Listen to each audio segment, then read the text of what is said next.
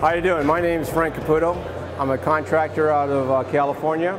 Probably been in business about 30 years, doing a lot of trim work is what I basically specialize in. A lot of trim interior and some exterior. So what we want to talk about, besides the new products, is how we're going to secure all this.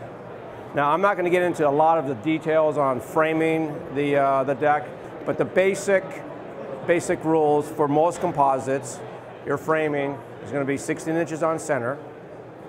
That's typical. If you're going to run the material diagonally, it changes to 12 inches on center.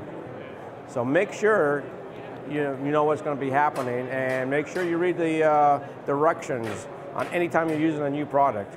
Now, here's an exception to that 16-inch center. When you're doing stair work, if you read the small print on the AZEK instructions, 16 inches is not acceptable. It's got to be down to approximately 10 inches. And now you think about it. Why does it have to be so close? Why does 16-inch work on the flat landing, but not on the stairs? There's a lot more concentrated load on the stairs. And a good example, which I actually got to witness, is imagine you got two guys from the big store and they're delivering your brand new refrigerator. So you got two guys and a refrigerator going up that stairs. There's your concentrated load. That's a lot more than what you would be having on the deck, because once you're on the deck, you kind of spread out. But going up the stairs, it's really concentrated on just a few steps. So you have to make sure that the stairs is framed properly. Here, you can barely see it because I got most of this covered, unfortunately, but I've already assembled this deck over here. And one of the things I like to see around the deck is on the outside corner, I like to run a band where possible. And so you end up with a mitered look on the outside. Because I really, if I can avoid it, I really don't want to see the end grain. Okay. Now, when I'm doing an outside band for custom, I'm not going to do this. I'm not going to just cut it and join it together. Because let me tell you, the product does move around. It's going to open and close on you, that joint. So if this joint is nice and tight today, and it's because it's nice and warm, and tomorrow it becomes cold, it's going to shrink on you. So one of the things I like to do to basically fool your eye is ease that edge. So it kind of matches the rest of the decking. And when I say ease the edge, it's just something real simple as just a quick round over. And let me do that real quick, because then I'm going to show you what my next step after that. Let me secure this first.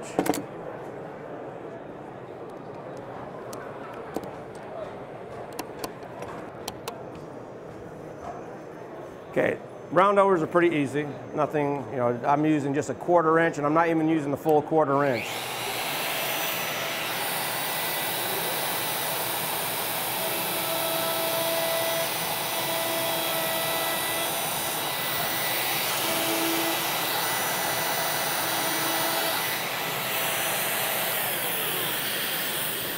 Okay, so that's the first step. Next step. Now I want everything to line up, and I want it to be nice and strong on the outside. The outside miter is hanging over the edge. Here I'm going to, eventually I've already got a plan. I'm going to have a trim going around it, but it's still on the edge, and I don't want it moving side to side. So I want to reinforce it. Biscuits are one way of doing it. I'm not really thrilled about the biscuits because it's leaving a big slot mark, and unfortunately I haven't really found too many, unless you get into the real high-end biscuit joiners that really work. Most of them get real on the sloppy side. So for the same price of a real good biscuit joiner, you get the Domino. What you're doing is you're just cutting a slot, and it's got a router bit that just spins, and eye slot goes back and forth. I'm not going to put any pencil marks. I got my piece right here. You're not going to see me marking anything. I'm going to cut all the slots. Right now, this is what we end up with, little slots, like so.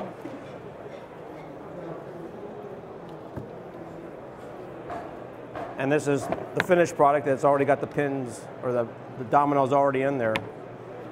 So because of the outside, the pins were both started, automatically lines. It's not sliding back and forth like biscuits.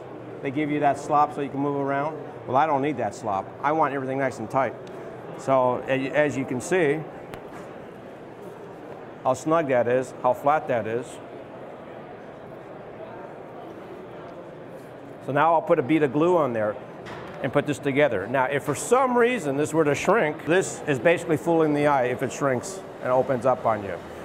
Plus now I got plenty of strength. Now all the pieces, all the decking that I'll butt up to it, I'll do the same treatment. I'll give that an ease edge, so it kind of gives you a nice look.